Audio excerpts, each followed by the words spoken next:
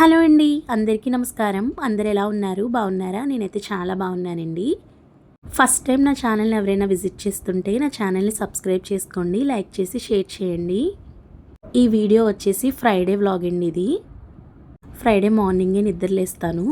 పూజ హడావిడి ఉంటుందండి ఇంట్లో.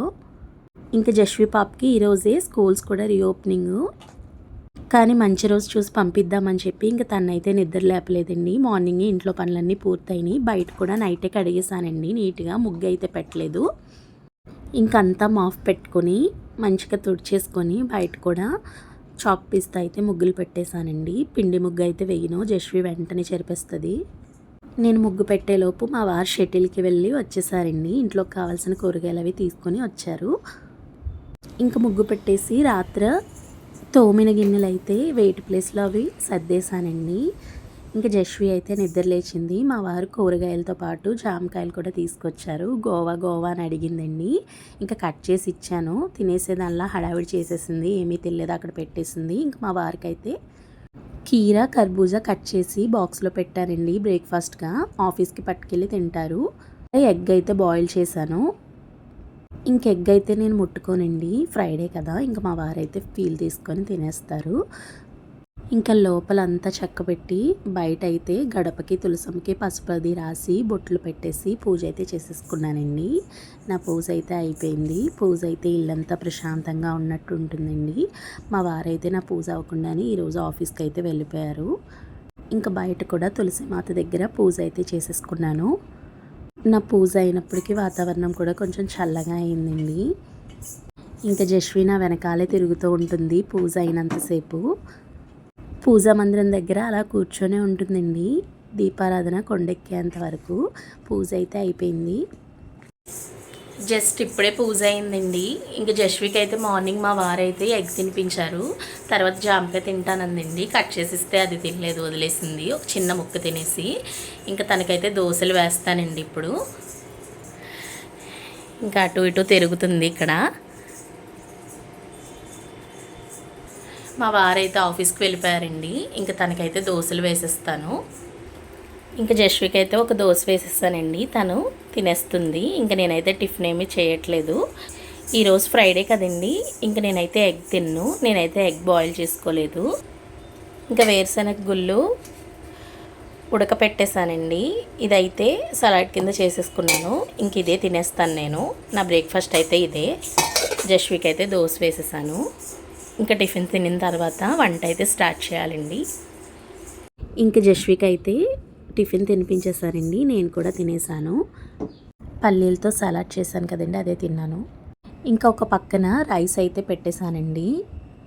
ఇంక ఈరోజు కర్రీ వచ్చేసి గుత్తి దొండకాయ కర్రీ వండుతానండి. మా వారు కూరగాయలు తెచ్చారు కదా, అందులో దొండకాయలు అయితే ఉన్నాయి. ఇంకా దొండకాయ కర్రీ చేయమన్నారు మా వారు.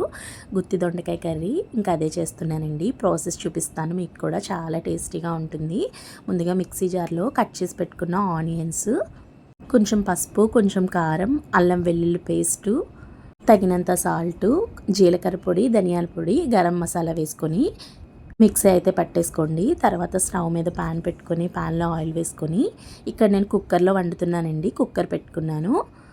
ఆయిల్ హీట్ అయిన తర్వాత గుప్పడంత కరివేపాకు, కట్ చేసి పెట్టుకున్న పచ్చిమిర్చిని వేసుకొని ఫ్రై చేసుకొని, మనం పేస్ట్ చేసుకున్న ఆనియన్ పేస్ట్ని అందులో వేసేసి ఆయిల్ పైకి తేలేంత వరకు ఫ్రై చేసుకోండి. మూత తీస్తే మంచి స్మెల్ వస్తుంది.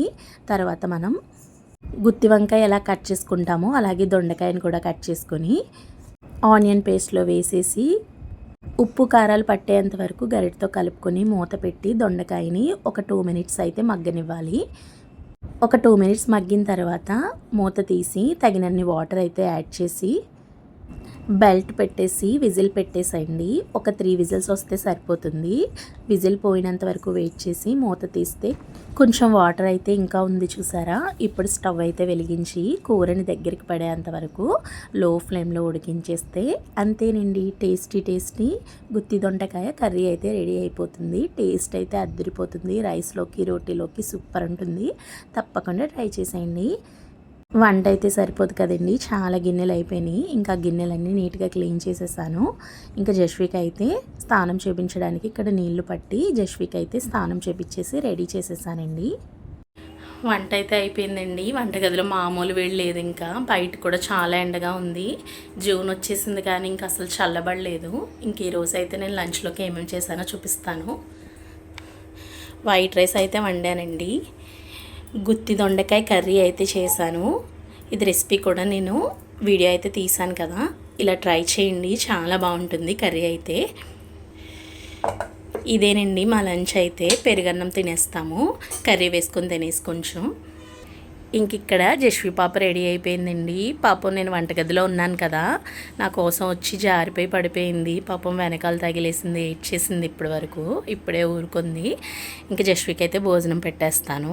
జస్వి హాయ్ చెప్పు, హాయ్ అను చెప్పు. టీవీ చూస్తుంది. Smile smile.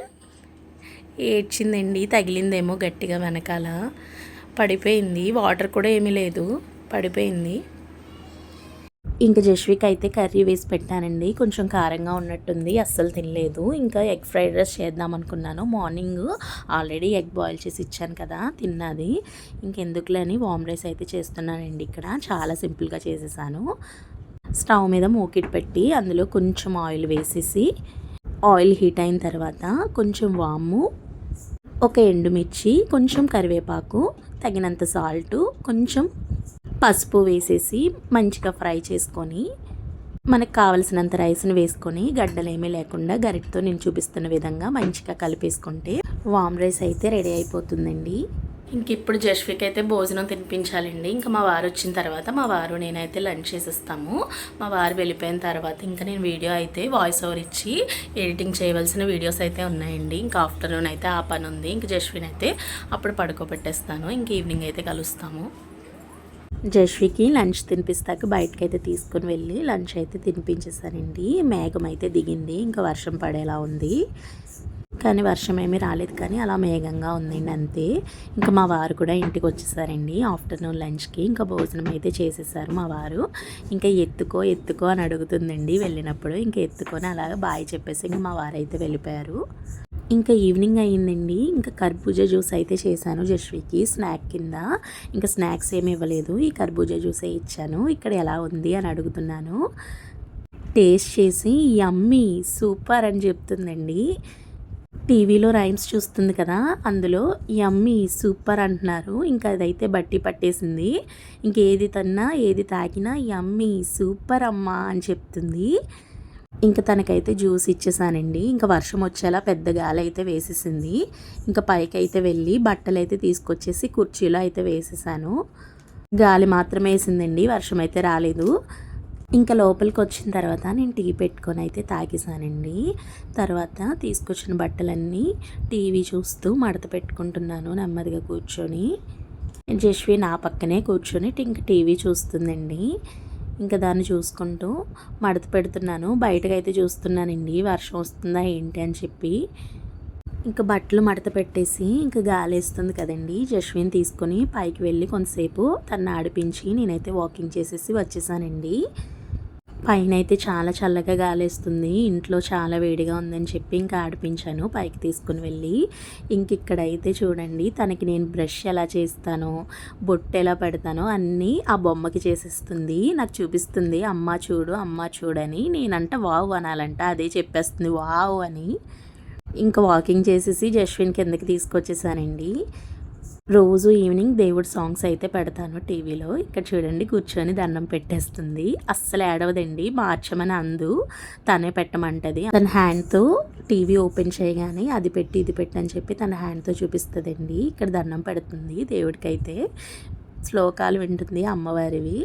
ఇంకా మా వారికి అయితే ఫోన్ చేశానండి కొంచెం బయటకు తీసుకెళ్ళమని. జస్వికి హెయిర్ బ్యాండ్స్ తీసుకోవాలండి. ఇంకా స్కూల్స్ అయితే తీసేశారు కదా, పిలకలు అయితే వస్తున్నాయి జస్వికి.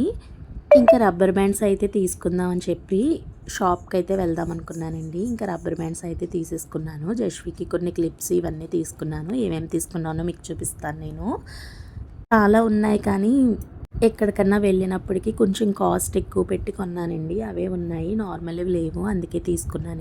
ఇంకో ఇవేనన్నమాట నేను తీసుకున్నవి. ప్యాకెట్స్ వచ్చి 10 రూపీస్ అంట. ఇంకా దారిలో మా వారు వస్తూ కుమారి దోస క్యాఫ్లో అయితే దోశలు తీసుకొని ఇంటికైతే వచ్చేసామండి. ఇంటికి వచ్చిన తర్వాత జశ్వి కోసం షాపింగ్ చేసిన రబ్బర్ బ్యాండ్స్ క్లిప్స్ అయితే మీకు చూపిస్తానని చెప్పాను కదండి. ఇంకో ఇవే తీసుకున్నాను. చాలా చిన్న షాపింగ్ అనమాట. ఇంకా అందుకే వీడియో ఏమీ తీయలేదు. ఇంటికి వచ్చిన తర్వాత దోశలు అయితే తినేసామండి. ఇంట్లో పనులన్నీ కూడా అయిపోయినాయండి. Thanks for watching. ఇదేండి ఈరోజు వీడియో. మరో మంచి వీడియోతో మీ ముందుకు వస్తాను. Bye bye.